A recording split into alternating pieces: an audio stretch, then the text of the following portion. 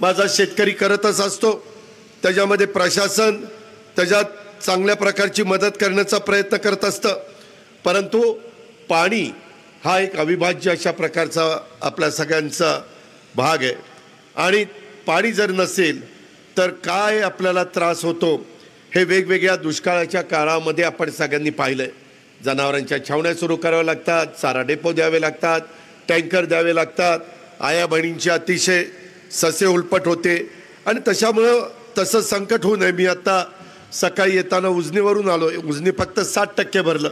खरं दरवर्षी उजनी आपलं 100% भरतं, त्याचं एक समाधान आपल्याला असतं। कुकडीची वरची 5 धरणं आणि घोड धरण भरलं की त्याचाही थोडाफार फायदा आपल्याला सगळ्यांना होतो। तुमचं माझं निळवंडे, भंडारदरा आणि ह्याच्या पद्धतीची मुळा ही धरणं भरल्यानंतर नगर जिल्ह्या आणि आजूबाजूच्या भागाला पण एक चांगल्या प्रकारची मदत होत असते। काही भागातली धरणं बऱ्यापैकी भरलेली आहेत, परंतु काही भागामध्ये मात्र धरणांची परिस्थिती थोडीशी बिकट आहे आणि त्याच्यामुळं हे जे काही आपल्याला मोठा देवीला साकडं जे घालण्याचं कारण म्हणजे मातेच्या आशीर्वादानं पाण्याचं संकट जर दूर झालं तर हे सगळे माझे भाविकांची श्रद्धा आणि म्हणूनच लाखो लोक दरवर्षी आई मोठा देवीच्या यात्रेला भक्तिभावाने जातात। आमचा लोकप्रिय आमदार निलेश तर दरवर्षी सर्व माझ्या आया बहिणींना ही यात्राच्या निमित्तानं दर्शनाची सोय करून देत असतो। हे काम मोठा देवीच्या सेवेच्या भावनेतनं तो करतो आणि हीच सेवाभावाची भावना आई मोठा देवीचे आशीर्वाद त्याला लोकसेवेचं त्याचं कार्य पुढे नेण्याचं बळ देत असतात। आता मी थोडासा लवकर आलो, मी त्याच्या आईवडिलांना भेटलो, त्यांच्या कुटुंबियांना भेटलो, तेव्हाही बाकीची थोडीशी मी विचारपूस केली। येताना आम्ही वेगवेगळे प्रकारचे काही कार्यक्रम पण घेतले ज्याचा उल्लेख निलेशनी केला। मित्रांनो, अनेक वर्ष माझ्या महाराष्ट्रातली जनता माझ्यासारख्या कार्यकर्त्याला आशीर्वाद देते, पाठिंबा देते, प्रेम करते आणि त्याच्यामुळे सरकारमध्ये अनेकदा उपमुख्यमंत्री म्हणून मी काम करण्याची संधी मला मिळत असते। माझा एवढीच भावना आहे, माझा एवढंच मनापासूनचा प्रयत्न आहे की माझ्या वेगवेगळ्या भागातल्या लोकांना त्यांचे विकासाचे प्रश्न सुटावेत। ज्याचा निलेशने उल्लेख केला, निलेशला तुम्ही जवळपास 4 वर्षापूर्वी निवडून दिलं। साधारण 1100 कोटी रुपयाची कामं आम्ही आत्तापर्यंत केली। मी आज तुम्हाला सगळ्यांना आया बहिणींना सांगतो, अजून 1 वर्ष बाकी आहे। राज्याचं अर्थमंत्रीपद माझ्याकडे। मी निलेश ज्यावेळेस निवडणुकीला जाईल आणि मी त्याच्याकरता मतं मागायला येईल त्यावेळेस ह्याच पारनेर तालुक्याला दाखवून देईल की त्याच्या 5 वर्षाच्या काळात 1500 कोटी रुपयाची कामं माझ्या पारनेर तालुक्यामध्ये झालेली आम्ही त्या ठिकाणी दाखवून देऊ।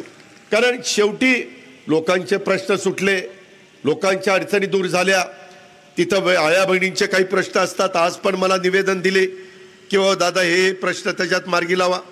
आणि आम्ही लोक पदावर बसतो ते काही आम्ही सत्तेला हापापलेलं नाही आहे। ताम्रपट तर जन्माला घेऊन कुणीच आलेलं नाही आहे। मिळालेलं पद आणि मिळालेली सत्ता, आज थोडंसं दुपारचं ऊन आहे, इथं मंडप नाही आणि त्याच्यामुळे तुम्ही सगळ्या आया बहिणी उन्हात बसलाय, त्याची पण खंत मला आहे, परंतु काही गोष्टी तुम्हाला बोलून दाखवल्या पाहिजेत आणि म्हणून मी आवर्जून सांगतो की इथून पुढच्या काळामध्ये देखील निलेशच्या भागामध्ये ही सगळी कामं करण्याचा प्रयत्न हा मी आणि माझे सगळे सहकारी भुजबळ साहेब असतील, त्याच्या संदर्भात हसन मुश्रीफ असतील, दिलीप वळसे पाटील साहेब असतील, धनंजय मुंडे असतील, आदित्य तटकरे असतील, आम्ही सगळेजण मिळून त्याबद्दलचं काम त्या ठिकाणी करत राहणार आहोत। दर आठवड्याला आम्ही आढावा घेतो, बाबा कुठली कामं मार्गी लागली, कुठली कामं मार्गी लागायची राहिलेली आहेत। आता आज तुमच्या पुढे यायच्या आधी आम्ही महावितरणच्या RDSS या योजनेच्या कामाचा शुभारंभ केला। जवळपास 40 कोटी रुपयाची योजना आहे। काय योजना आहे? LT आणि HT लाईन ही 278 किलोमीटर आपल्या पारनेर तालुक्यामध्ये आपण त्या ठिकाणी टाकतोय। 100चं रोहित्र आपण ज्याला DP म्हणतो त्याला ट्रान्सफॉर्मर म्हणतात, मराठीमध्ये त्याला रोहित्र म्हणतात आणि त्याची कॅपॅसिटी संपलेली आहे।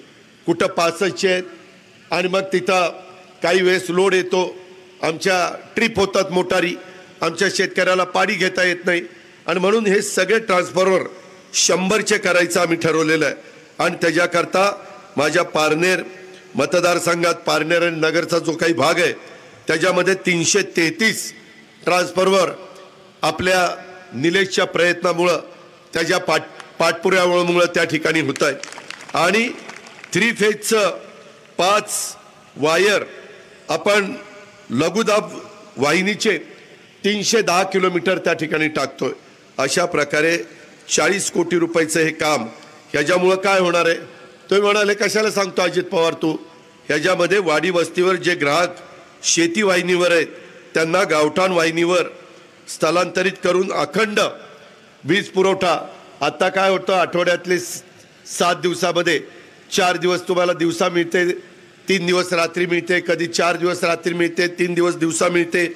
त्याच्याऐवजी अखंड वीज तुम्हाला मिळाली पाहिजे आणि सदर योजनेचे फायदे माझ्या पारनेर तालुक्यातील सुपा, पारनेर, वाडेगव्हाण, भाळवणी, कानूर पठार, टाकळी, ढोकेश्वर आणि दर्जिरे या परिसरातील शेती वाहिनीवरील वीज ग्राहकांना होणार आहे।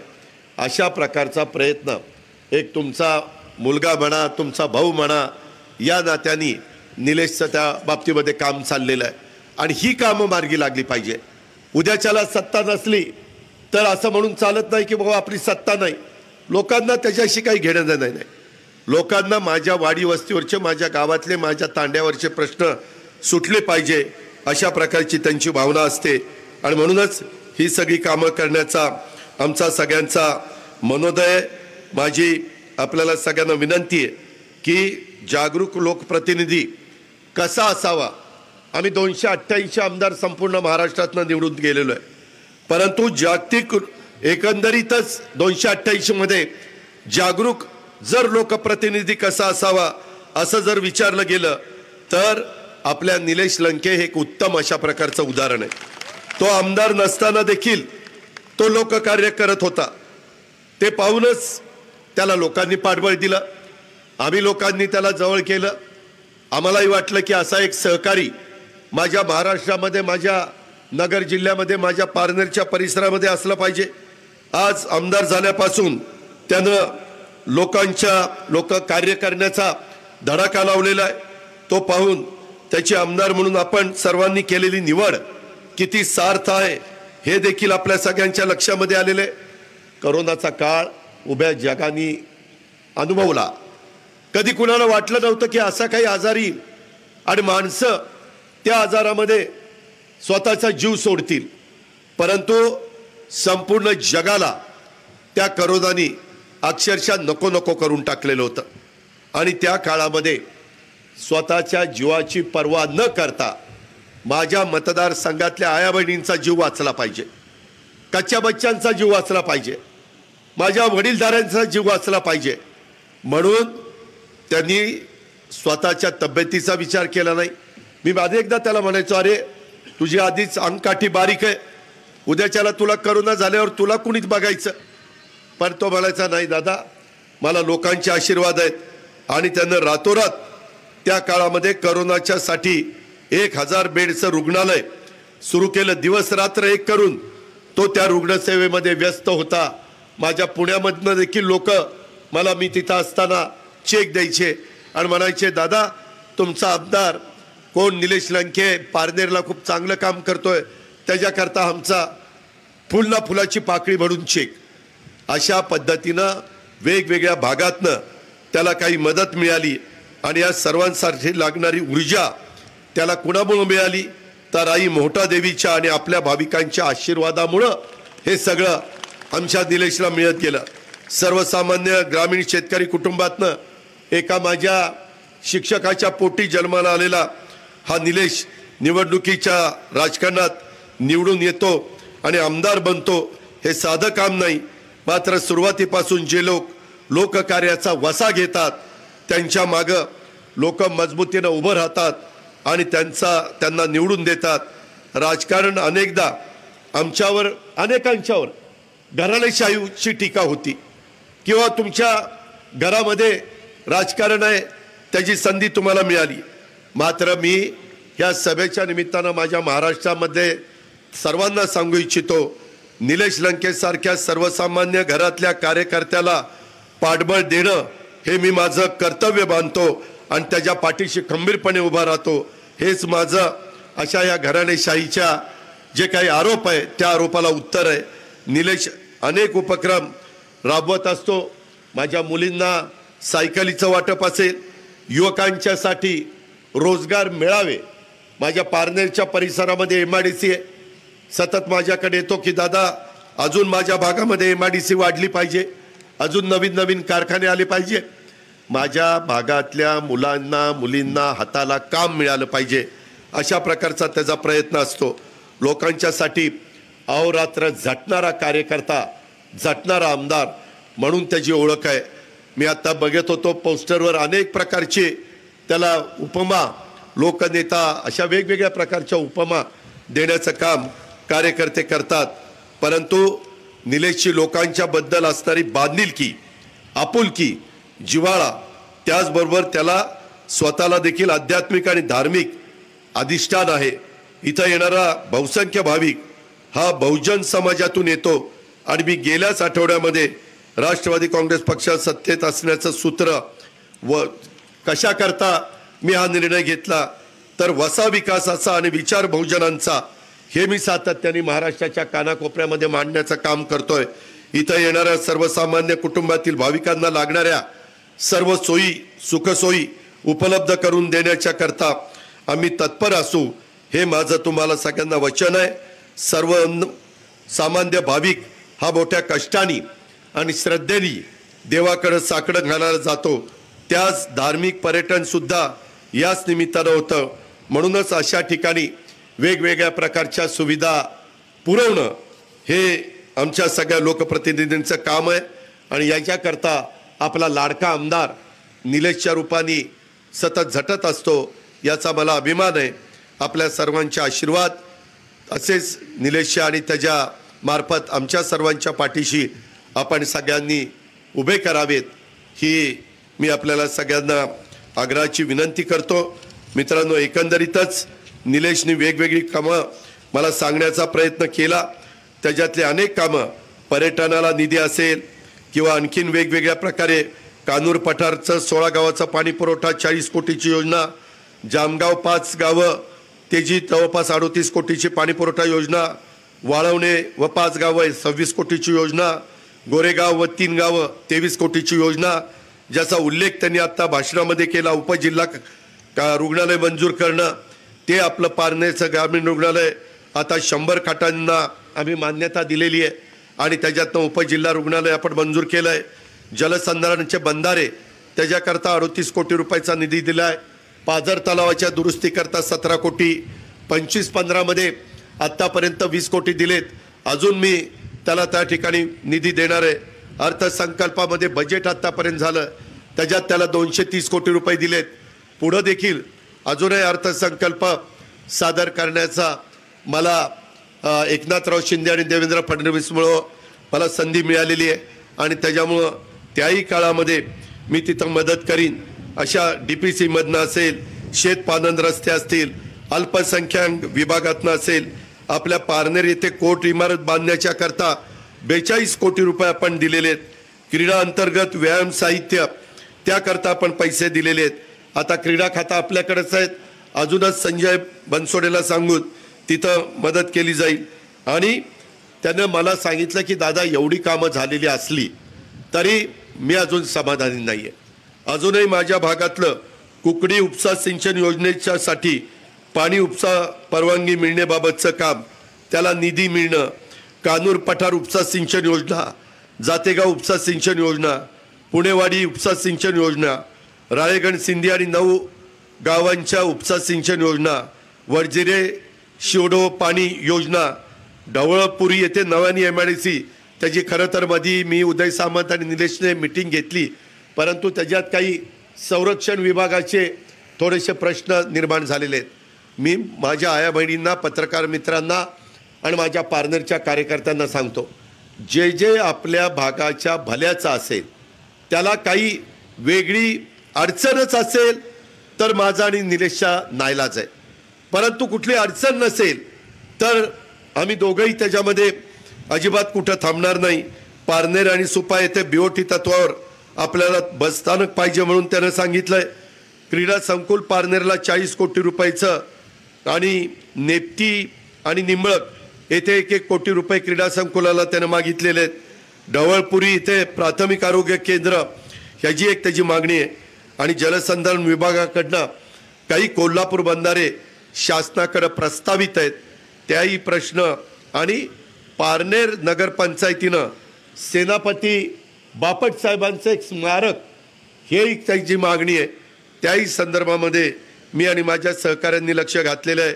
आपल्या तीर्थक्षेत्र विकासाअंतर्गत या पारनेर मतदारसंघामध्ये निलेशनं ब वर्ग देवस्थान, मळगंगा देवस्थान, निगोज, संत निळोबाराय महाराज पिंपळनेर, कोरठण खंडोबा, पिंपळगाव रोठा आणि डॉक्टर रामचंद्र महाराज पारनेरकर सदरचं तीर्थक्षेत्र देऊळ, पंढरपूर, आळंदी या धर्तीवर समाविष्ट करून त्यास मंजुरी देण्याच्या बद्दलची त्याची मागणी आहे.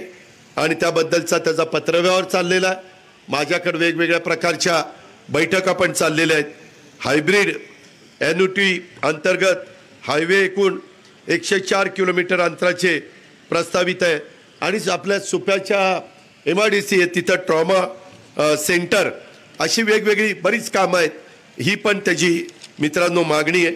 मी आपल्याला एवढंच सांगतो की वेगवेगळ्या पद्धतीची कामं करत असताना सध्या तर आपला जसं आम्ही RR पाटील स्वर्गीय त्यांना आधुनिक गाडगे बाबा म्हणायचो, आधुनिक गाडगे बाबा म्हणून आमदारांचा RRचा उल्लेख व्हायचा, तसा आपला निलेश आधुनिक श्रावण बाळ आहे. त्या श्रावण बाळांनी कसं त्याच्यामध्ये त्या काळामध्ये काम केलं, तसं आपल्या आईकरता, आपल्या भगिनीकरता हा श्रावण बाळाच्या रूपानं ह्या पाथर्डीतल्या माता मोठादेवी अत्यंत जागृत देवस्थान तिथं तुम्हाला देवदर्शनाला नेण्याचा त्याचा प्रयत्न आहे. बरं, कुठल्या निवडणुका नाही. काही पुढारी काय करतात, निवडणुका आल्या की मतं घेण्याकरता त्यांना लोकांची आठवण येत असते. तसं निलेशनी कधी दाखवलेलं नाही आहे. निवडणुका येतील, निवडणुका जातील, त्याचा काही प्रश्न नाही आहे. तो एक महत्त्वाचा वेगळा भाग आहे. पण आपण जनतेशी बांधिलकी ठेवली पाहिजे, ह्या पद्धतीनं काम त्याचं चाललेलं आहे. गेल्या वर्षी पारनेर तालुक्यातल्या जवळपास मी SP माझ्याबरोबर आहेत, जिल्हा पोलीस प्रमुख, मी त्यांना विचारलं, ते म्हणले दादा गेल्या वर्षी 1.25 लाख माता भगिनींना माता मोठा देवीचं दर्शन निलेश लंकेंनी घडून आणलेलं होतं. आणि यावर्षी देखील तशाच प्रकारचं नियोजन त्यांनी केलेलं आहे. अशा पद्धतीनं माता भगिनींना आधुनिक श्रावण बाळ हे म्हटलं तर ते काही चुकीचं ठरेल असं नाही. एक दमदार आमदार म्हणून निलेशची ओळख आहे आणि तशा पद्धतीनं त्याचं काम चाललं आहे. लेक लाडकी ही योजना आत्ताच परवा एकनाथराव शिंदेंनी जाहीर केली. त्याच्यामधनं देखील आम्ही मुलींना जवळपास 1 लाख रुपये कसे मिळतील ह्या पद्धतीचा आम्ही निर्णय घेतलेला आहे. अशा महिलांच्या बाबतीमध्ये महिला बचत गटासाठी लक्षाधीश योजना ही पण आम्ही आणलेली आहे. यंदाच्या दिवाळी तुम्हाला आनंदाची जावो त्याकरता आनंदाचा शिदा ही एक चांगली योजना आम्ही गौरी गणपतीच्या वेळेस पण आनंदाचा शिदा दिला. आणि आता दिवाळी करता देखील 100 रुपयामध्ये आनंदाचा शिदा, त्याच्यामध्ये 100 रुपयात प्रत्येक कुटुंबाला 1 किलो रवा, 1 किलो चणा डाळ, साखर 1 किलो, 1 लिटर खाद्यतेल असं वेगवेगळं आम्ही देतोय. 1 रुपयामध्ये पीक विमा हाही शेतकऱ्यांचा उतरवला आणि राज्यातल्या शेतकऱ्यांना 12,000 रुपये देण्याचं काम नरेंद्र मोदी आणि आम्ही सगळ्यांनी मिळून त्या ठिकाणी केलेलं आहे. आत्ता जवळपास 1.5 लाख लोकांची मुलींची भरती ही आपण राज्य सरकारमध्ये करतोय, त्याचंही काम चाललेलं आहे. आता सध्या महाराष्ट्रात काही भागामध्ये अस्वस्थता आहे.